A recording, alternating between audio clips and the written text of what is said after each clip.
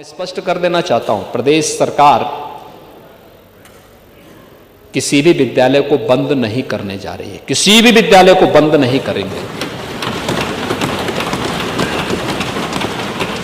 प्रदेश सरकार ने तय किया है कि इंटीग्रेटेड कैंपस बनने चाहिए बच्चों के लिए, जहां पे वह प्री प्राइमरी से लेकर के और सीनियर सेकेंडरी लेवल तक के स्कूल की शिक्षा प्राप्त कर सकें। उसी के मॉडल दिए गए हैं अटल आवासीय विद्यालय।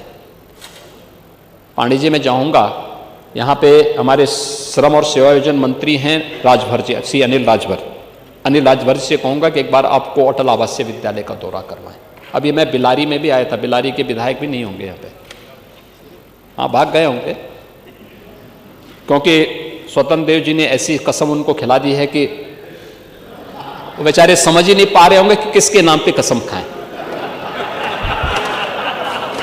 ऐसी कसम मत खिलवाया करे जी। नहीं, मैं भी कह रहा हूं ना, किसके नाम पे करें, और खन्ना जी किसके नाम पे कसम खा देंगे।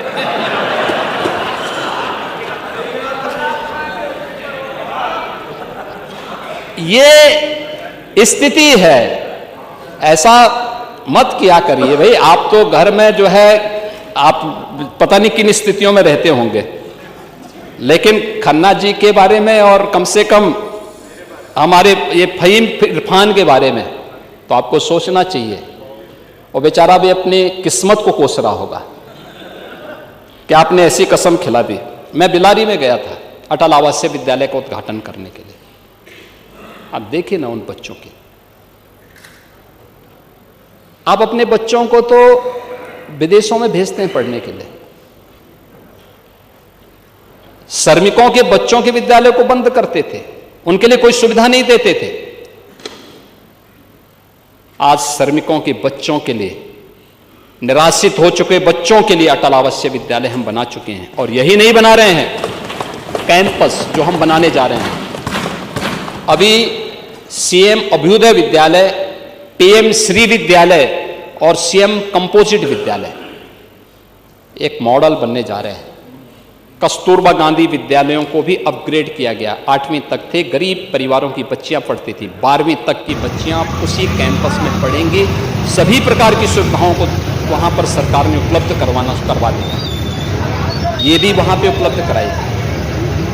और 29,000 से अधिक जिन विद्यालयों की बात कर रहे हैं, 27,000 विद्यालय हैं, 27,000 विद्यालयों को हमने स्वेच्छा से इस बात के लिए कहा कि जो विद्यालय चाहेंगे, 50 से कम छात्र हैं तो 1 किलोमीटर के दायरे में, 1 किलोमीटर का दायरा बहुत लंबा नहीं होता। पांडे जी, आप 4-4 किलोमीटर जाते थे, क्यों बच्चों के भविष्य के साथ खिलवाड़ कर रहे हैं? उन विद्यालयों को इंटीग्रेटेड कैंपस, छात्र शिक्षक रेशियो ठीक हो जाए। छात्र शिक्षक रेशियो कम से कम 3 शिक्षक जरूर हो उन विद्यालयों में। अगर छात्र संख्या ज्यादा है, शिक्षक की संख्या बढ़ाइए। हमने इस बात को कहा है कि 22 छात्रों पे 1 शिक्षक की उपस्थिति जरूर हो, यह अनिवार्य किया जाए। और बाकी जगह खाली होती हैं, अधियाचन भेजिए, हम आयोग के माध्यम से नई भर्ती करवाएंगे। शिक्षा आयोग नई भर्ती करेगा और ये समय पे होना चाहिए। लेकिन 3 से 6 वर्ष तक के राष्ट्रीय शिक्षा नीति के अंतर्गत, और ऐसा नहीं कि स्कूल पेयरिंग की स्थिति केवल यूपी के अंदर हो रही है, हिमाचल में हुई, कांग्रेस ने हल्ला नहीं किया। कर्नाटक में हुआ, कांग्रेस ने हल्ला नहीं किया।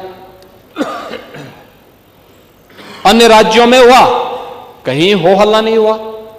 यूपी में हम कर रहे हैं कि नहीं, अच्छा कैंपस मिलना चाहिए, छात्र शिक्षक रेशियो ठीक होना चाहिए, शिक्षा की गुणवत्ता पे ध्यान दिया जाना चाहिए, क्योंकि जब छात्रों पे विशेष ध्यान देना है तब उन बच्चों के लिए शिक्षक उपलब्ध ना हो।